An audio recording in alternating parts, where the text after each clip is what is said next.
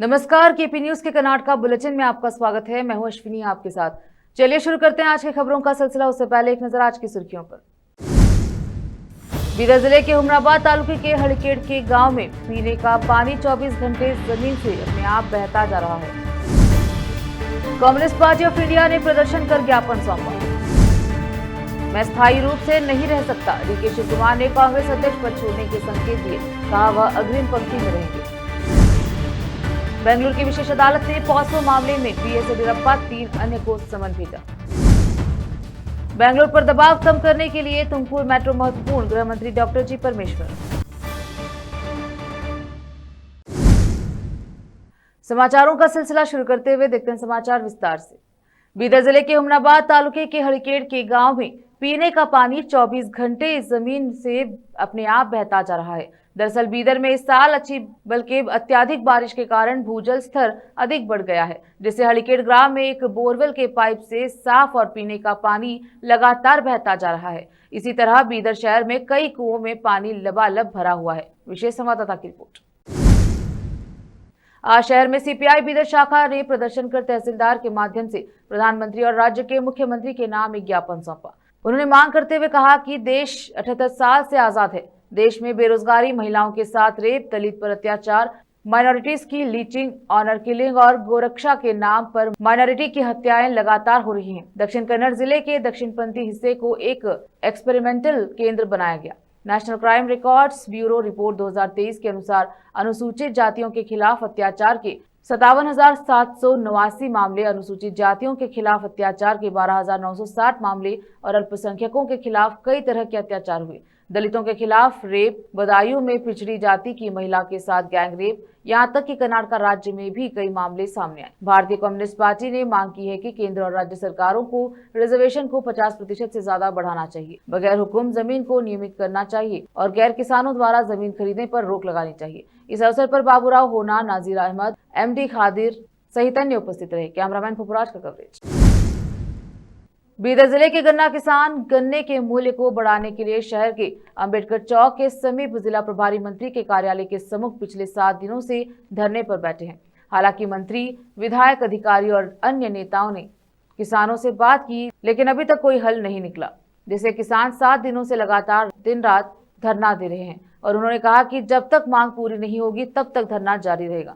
इस नेता बाबूराव हुना ने चेतावनी दी है कि 22 तारीख को विरोध प्रदर्शन किया जाएगा। कैमरामैन पुपराज का कवरेज। रोकते हैं समाचारों का सिलसिला, लेते हैं छोटा सा ब्रेक।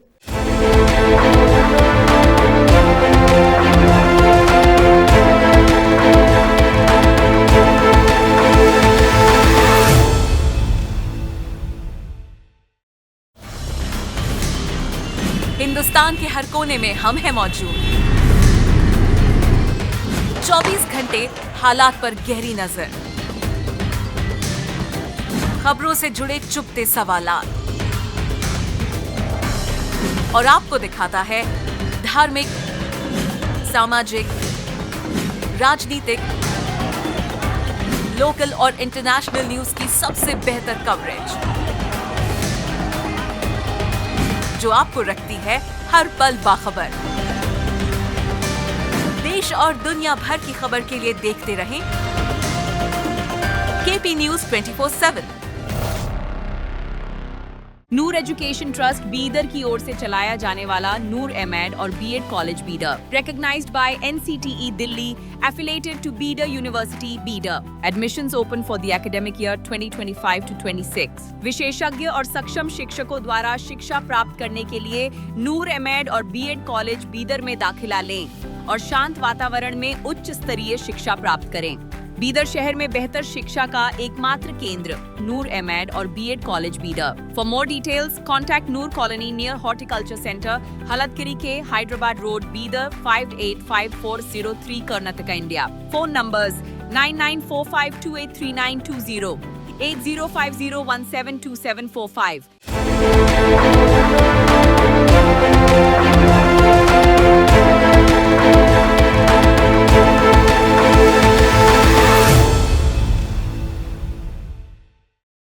ब्रेक के बाद स्वागत है आपका। देखते हैं समाचार। उप मुख्यमंत्री डीके शिव कुमार ने संकेत दिया है कि उन्हें कर्नाटका कांग्रेस अध्यक्ष पद छोड़ना होगा, लेकिन उन्होंने अपनी पार्टी सहयोगियों को आश्वासन दिया कि वह नेतृत्व में और अग्रिम पंक्तियों में रहेंगे। शिव कुमार पूर्व प्रधानमंत्री इंदिरा गांधी की जयंती के अवसर पर आयोजित कांग्रेस के एक कार्यक्रम में बोल रहे थे।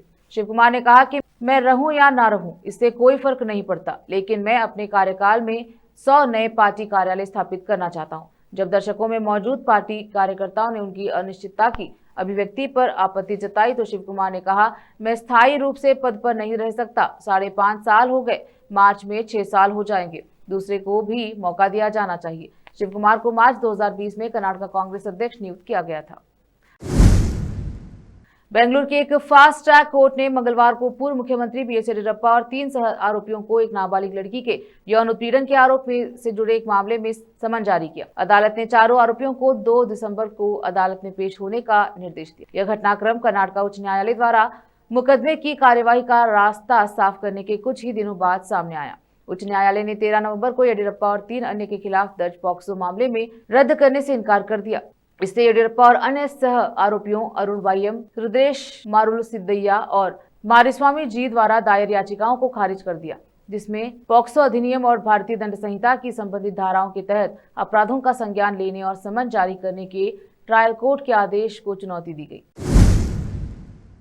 कर्नाटक के गृह मंत्री डॉक्टर जी परमेश्वर ने कहा कि बेंगलुरु पर दबाव कम करने के लिए बेंगलुरु तुमकुर मेट्रो जरूरी है। व्यवहार्यता रिपोर्ट सकारात्मक होने और निवेशकों की रुचि को देखते हुए उन्होंने बेंगलुरु दक्षिण के से सांसद तेजस्वी सूर्या के चिंताओं पर सवाल उठाया और जोर देकर कहा कि राज्य की प्रगति के लिए विकास को राजनीति से परे देखा जाना। बेंगलुरु में पत्रकारों को बात करते हुए परमेश्वर ने कहा, तेजस्वी सूर्या को बेंगलुरु तुमकुर मेट्रो परियोजना से संबंधित कई मुद्दों की जानकारी नहीं है और इसलिए उन्होंने इस परियोजना को लेकर चिंता जताई। मंत्री ने कहा कि प्रतिदिन हजारों लोग तुमकुर से बेंगलुरु तक यात्रा करते हैं। नीलमंगला, दबासपेट और क्यातसांद्रा इलाके तेजी से विकसित हो रहे हैं। बेंगलुरु पर दबाव बढ़ रहा है और वहां रहने वाले लोगों को पानी की कमी और यातायात की समस्याओं का सामना करना पड़ रहा है। उन्होंने बताया कि तुमकुर में 20,000 एकड़ में एशिया का सबसे बड़ा औद्योगिक क्षेत्र बनाया गया और 200 उद्योग पहले ही स्थापित हो चुके हैं। उन्होंने कहा, हमने एक फूड पार्क, टाइमेक्स जापानी फैक्ट्री और एक जापानी टाउनशिप के लिए जगह दी। मैंने 2 साल पहले प्रस्ताव रखा था मेट्रो परियोजना को तुमकुर ले जाया जाए। मुख्यमंत्री ने 2024 के बजट में घोषणा की कि एक व्यवहार्यता अध्ययन कराएंगे।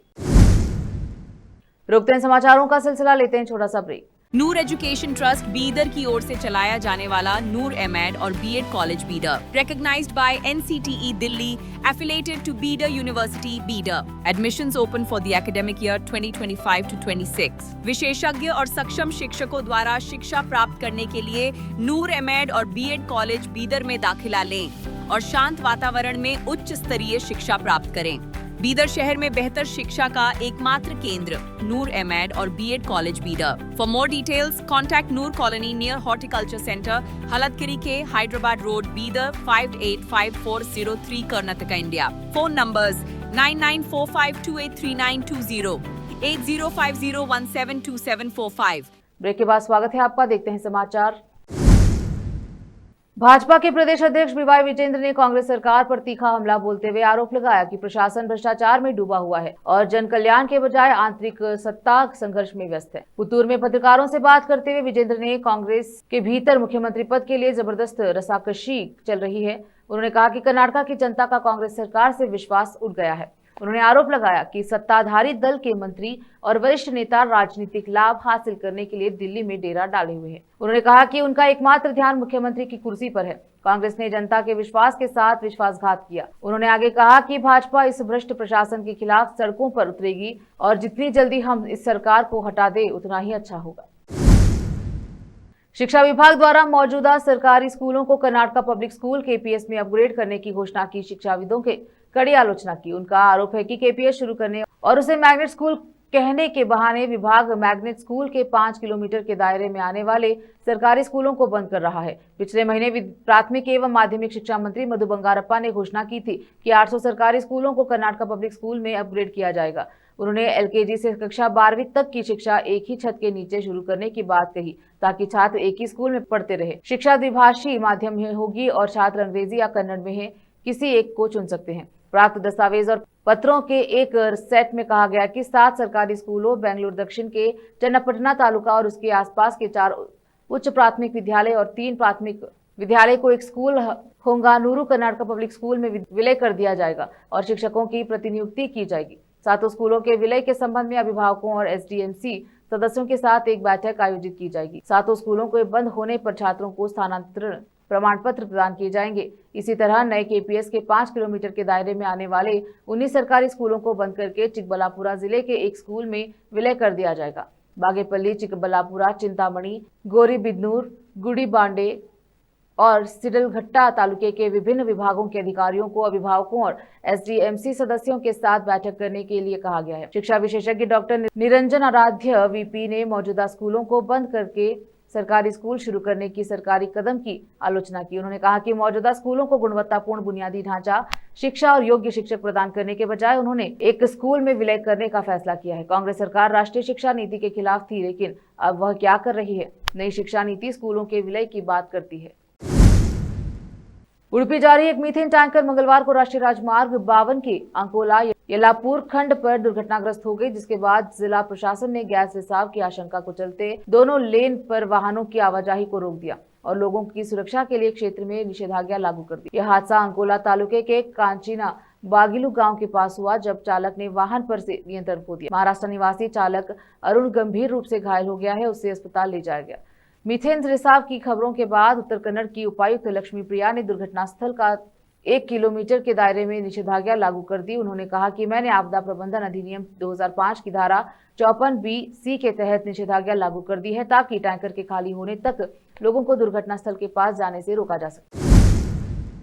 मुख्यमंत्री सिद्धरामैया ने कहा है कि प्रौद्योगिकी महाशक्ति के रूप में कर्नाटक का उदय कोई संयोग नहीं, यह दूरदर्शी नीतियां, गहन संस्थागत शक्ति और हर स्तर पर रचनात्मक और उत्कृष्टता को पोषित करने वाले पारिस्थितिकी तंत्र का परिणाम है। फ्यूचराइज थीम पर डीप टेक पर केंद्रित बेंगलुरु टेक समिट के 28वें संस्करण के शुभारंभ पर बोलते हुए मुख्यमंत्री ने कहा कि कर्नाटक भारत का पहला राज्य है जिसने क्वांटम प्रौद्योगिकियों के लिए एक समर्पित रोडमैप लॉन्च किया है। उन्होंने आगे कहा कि हमारे दृष्टिकोण की एक विशिष्ट विशेषता समावेशिता है। बियॉन्ड बेंगलुरु पहल के माध्यम से हम टियर 2 शहरों को अगली पीढ़ी के नवाचार केंद्रों के रूप में विकसित करके अपनी प्रौद्योगिकी अर्थव्यवस्था का सचेत विकेंद्रीकरण कर रहे हैं। यह केवल एक आर्थिक रणनीति नहीं, बल्कि समतामूलक विकास के प्रति प्रतिबद्धता है। फिर से एक नजर आज के मुख्य समाचारों पर।